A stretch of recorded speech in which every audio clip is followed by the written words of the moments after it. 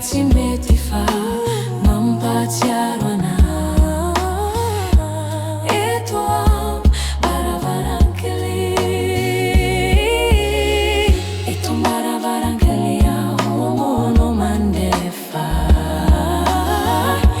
miericeritro tsy mety anefa fa izay rehetra miantefa aminao tsy laitra fa majary ahatsiarovako anao. Eto varavarankely aho no mitsetsa mitanisa ny momba antsika rehetra fitivana toireny hafaretrahany nao elanao aingana isy fiafarany. Eto aho miezaka hatrany anadino anao ihany nefa tsy mety fa mampatsiaro anao.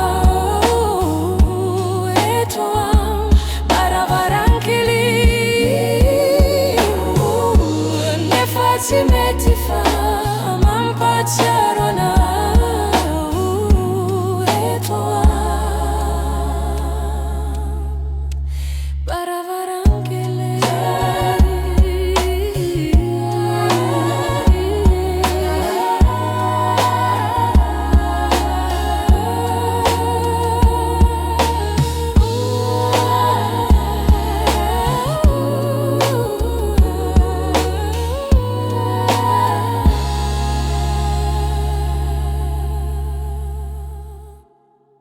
nefa tsy mety fa mampatsiaro anao.